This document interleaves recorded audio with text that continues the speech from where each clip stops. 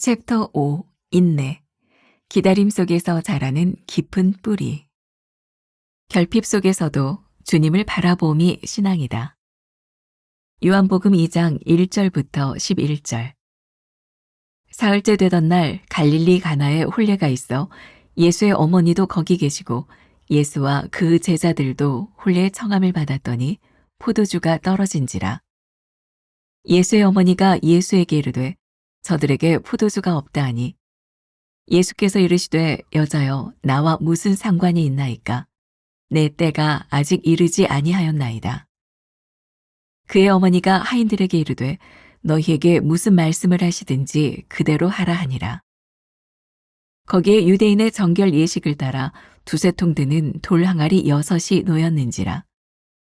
예수께서 그들에게 이르시되 항아리에 물을 채우라 하신즉 아귀까지 채우니 이제는 떠서 연회장에게 갖다 주라 하심에 갖다 주었더니 연회장은 물로 된 포도주를 맛보고도 어디서 났는지 알지 못하되 물 떠온 하인들은 알더라. 연회장이 신랑을 불러 말하되 사람마다 먼저 좋은 포도주를 내고 취한 후에 낮은 것을 내거늘 그대는 지금까지 좋은 포도주를 두었도다 하니라. 예수께서 이 첫 표적을 갈릴리 가나에서 행하여 그의 영광을 나타내심에 제자들이 그를 믿으니라. 인생의 여정은 때때로 예기치 않은 결핍에 부딪힙니다. 모든 것이 순조롭게 진행되는 듯 했던 가나의 혼인잔치에 포도주가 떨어진 것처럼 우리의 삶에도 예상치 못한 문제들이 발생합니다. 이 결핍은 단순히 부족함을 넘어 우리를 절망과 당혹감에 빠뜨립니다. 그러나 성경은 결핍의 순간이 바로 기적의 시작이 될 수 있음을 보여줍니다. 우리의 모든 절망과 어둠은 하나님이 놀라운 일을 행하실 기회가 됨을 기억하십시오. 실패와 시험의 때는 절망할 때가 아닌 배울 때입니다. 우리는 문제를 만나는 것을 두려워하지만 우리가 피하고 싶어하는 어려움이 오히려 하나님의 은혜가 드러나는 통로가 되기도 합니다. 우리 삶에 문제가 없다면 하나님의 도우심과 기적을 경험할 기회도 없었을 것입니다. 가장 캄캄한 밤에 별빛이 더욱 찬란하게 빛나듯이 인생이 가장 어두울 때 하나님의 기적이 가장 빛을 발합니다. 중요한 것은 문제 자체를 두려워하는 것이 아니라 그 문제 속에서 일하시는 하나님을 신뢰하는 것입니다. 우리의 온전한 순종이 하나님의 영광을 드러냅니다. 가나의 혼인잔치에서 기적은 예수님의 어머니 마리아가 하인들에게 너희에게 무슨 말씀을 하시든지 그대로 하라라고 한 당부에서부터 시작되었습니다. 하인들은 유대인의 정결 예식에 사용하는 돌 항아리에 물을 채우라는 상식 밖의 명령에 순종했고 그럼으로써 물이 최상의 포도주로 변하는 기적을 맛볼 수 있었습니다. 우리 삶도 마찬가지입니다. 도저히 이해할 수 없는 상황 속에서도 하나님께 온전히 순종할 때 우리는 상식을 뛰어넘는 기적을 경험하게 되며 하나님의 영광이 우리를 통해 드러날 것입니다. 나는 결핍의 순간이 곧 기적의 시작이 될 수 있음을 믿습니까? 절망적인 상황에서도 여전히 일하고 계실 하나님을 신뢰합니까? 도저히 이해할 수 없는 상황 속에서도 하나님께 온전히 순종합니까? 하나님의 손길, 오늘은 122번째 결핍 속에서도 주님을 바라봄이 신앙이다. 이런 제목으로 말씀을 나눠보겠습니다. 여러분들이 들으셨겠지만 오늘 요한복음 2장 1절부터 11절까지 말씀은 제가 지난 6년 동안 아침마다 나누었던 말씀 중에 어떻게 보면 가장 많이 등장했던 그런 말씀 가운데 하나인 것 같아요.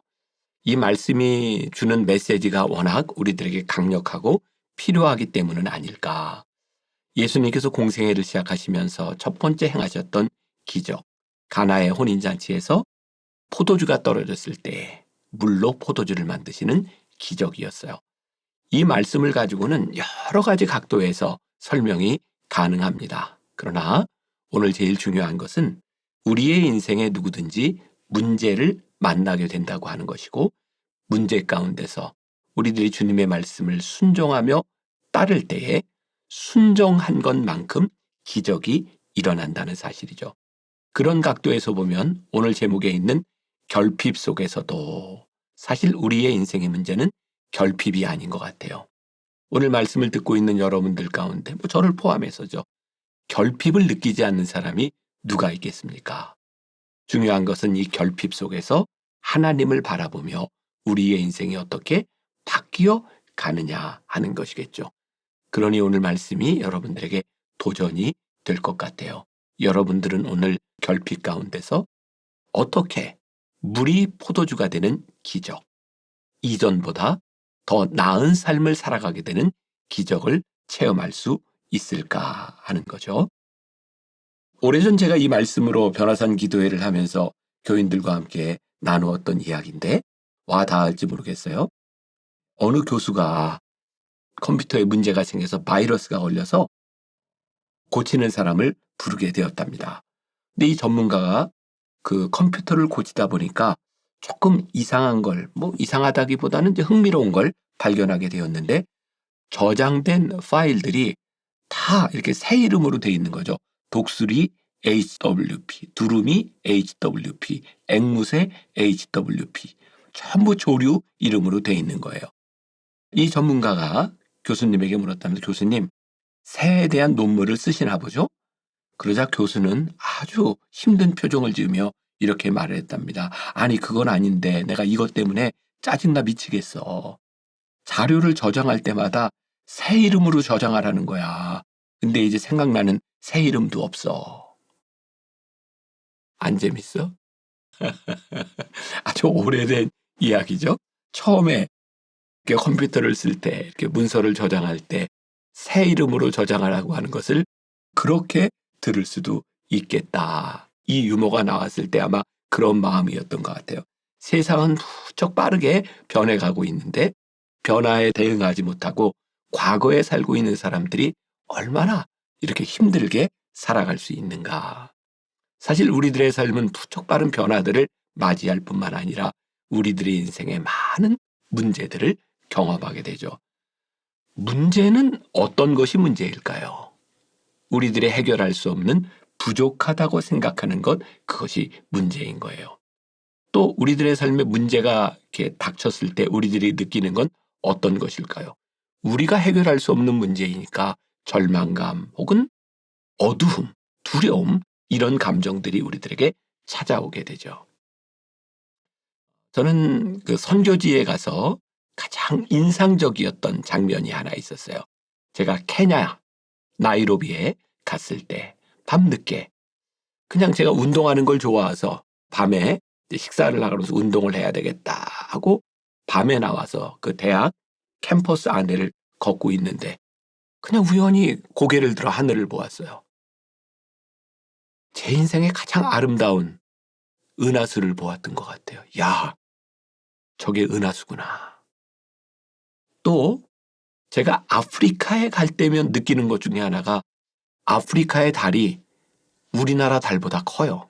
설명할 수 있을지 모르겠지만 분명히 크게 보여요.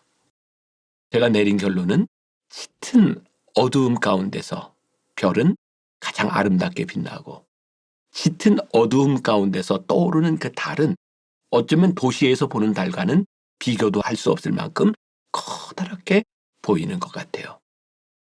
어둠은 힘들고 두려운 것이기는 하지만 가장 밝고 선명한 기적을 체험할 수 있는 계기가 된다.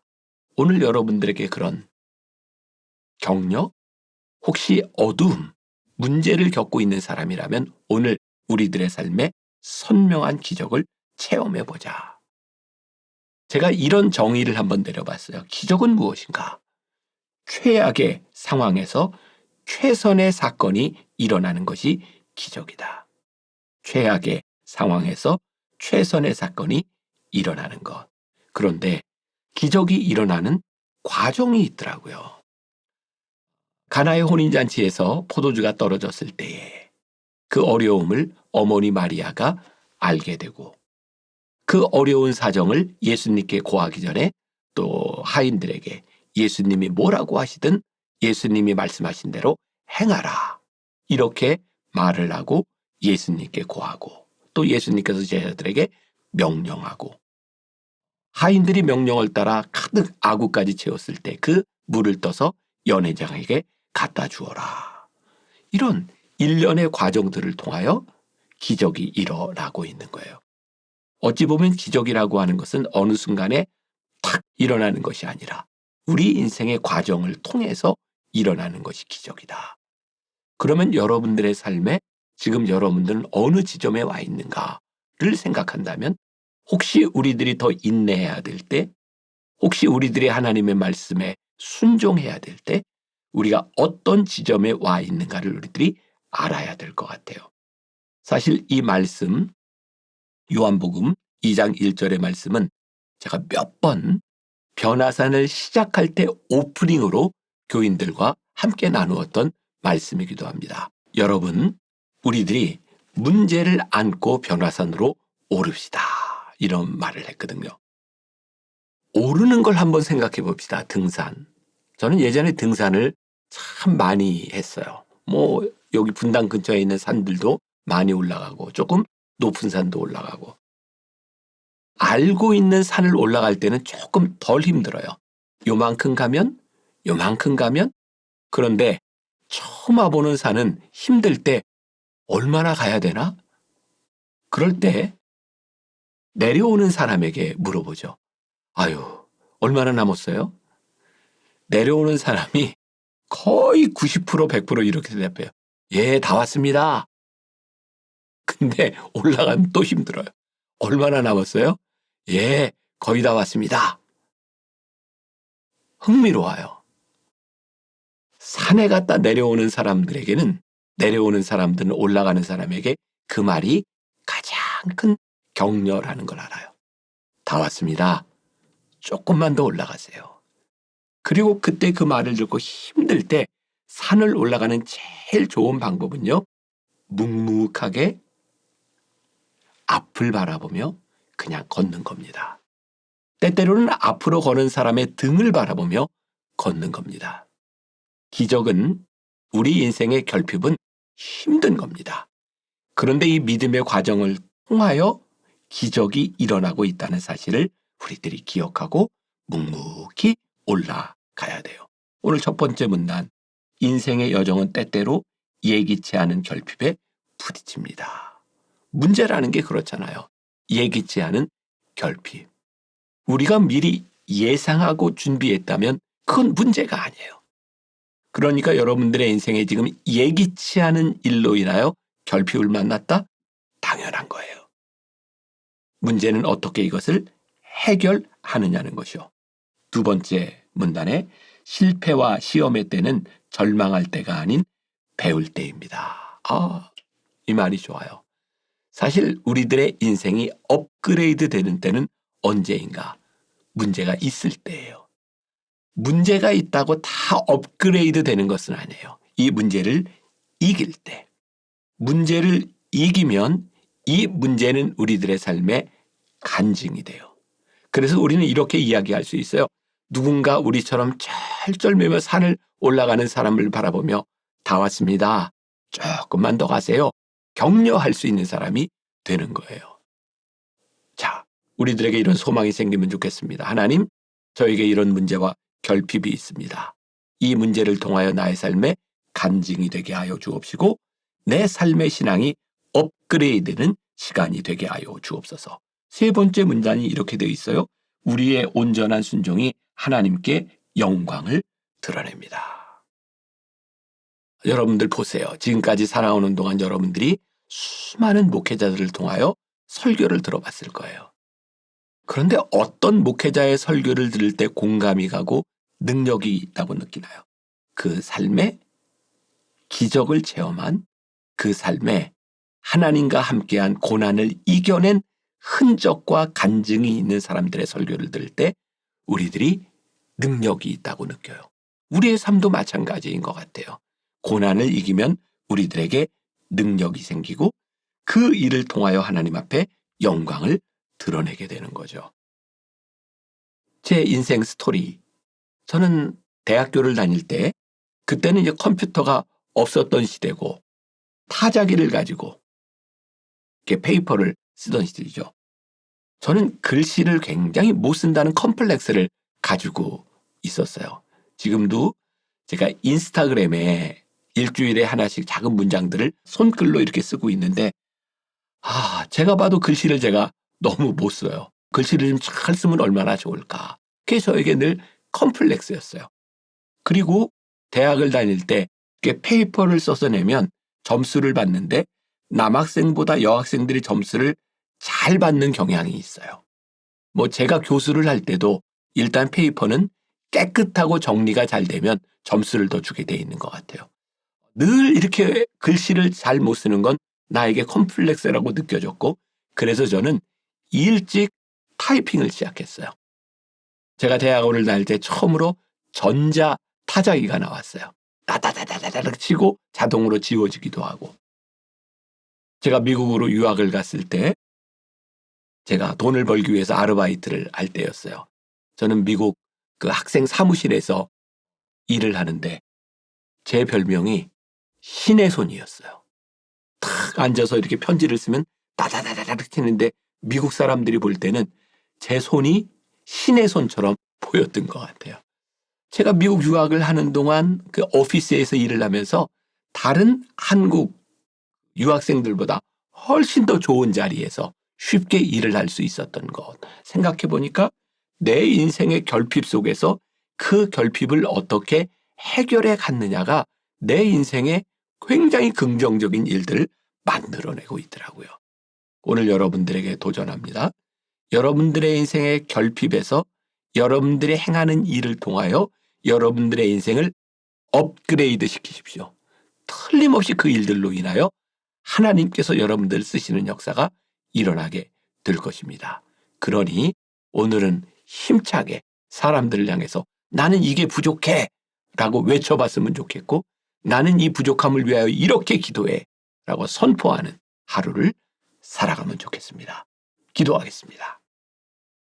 결핍 속에서도 하나님을 만나는 것 우리들에게 큰 축복이고 결핍 속에서 문제 속에서 해결하는 것 우리들의 인생의 간증입니다. 오늘 결핍으로 쓰러지는 사람이 아니라 결핍 가운데 인생이 업그레이드되는 역사를 경험케 하여 주옵소서. 예수님의 이름으로 기도했습니다. 아멘.